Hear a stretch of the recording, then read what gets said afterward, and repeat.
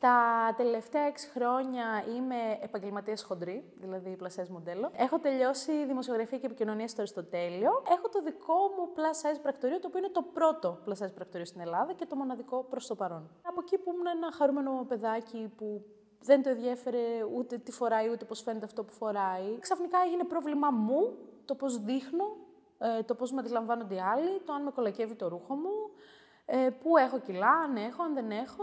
Και ξεκινάει το πρόβλημα της αυτοεικόνας. Σε γιγάντιο βαθμό ξεκίνησε το θέμα με την αυτοεικόνα από το σπίτι. Κοιτάω φωτογραφίες μου και παθαίνω σοκ με το τι μου έλεγε η μαμά μου ότι ήμουνα και σε σχέση με το τι πραγματικά ήμουνα. Υπήρχε πάντα και αυτό το δεν θα χωράς από τις πόρτες, μπορεί να μην αρέσει στα αγόρια.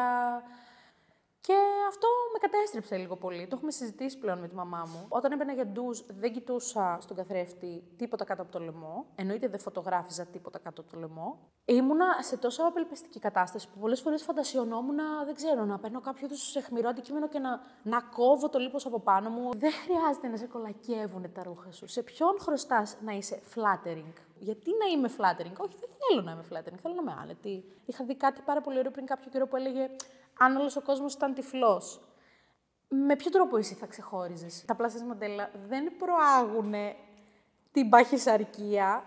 Τα plus size μοντέλα είναι εδώ για να δώσουν δικαίωμα σε κάθε γυναίκα να είναι μέρος της μόδας, να μπορεί να ντυθεί όμορφα. Άμα δω ότι κάτι ξεφεύγει, 100% θα χάσω κιλά για να είμαι υγιής. Στα κορίτσια τα οποία τώρα μεγαλώνουν και έχουν και τα κινητά και τα TikTok και όλα αυτά και βλέπουν διάφορα σώματα, εγώ θα ήθελα να πω, προσέξτε ποια άτομα και εικόνες βάζετε στη ζωή σας, γιατί αυτό καθορίζει σε μεγάλο βαθμό την αισθητική που καλλιεργούμε για το ποιοι είμαστε και τι έχουμε. Το σώμα μας αλλάζει. Υπάρχουν διαθέσιμα νούμερα εκεί έξω για να ντυθείς ωραία και δεν πειράζει να αφήσεις την παλιά σου ντουλάπα και να προχωρήσεις σε κάτι καινούριο. Ζήστε τη ζωή σας πραγματικά. Περιοριζόμαστε πάρα πολύ από πολύ χαζά πράγματα. Αύριο μπορεί να μην υπάρχουμε, ας χαρούμε το τι έχουμε τώρα.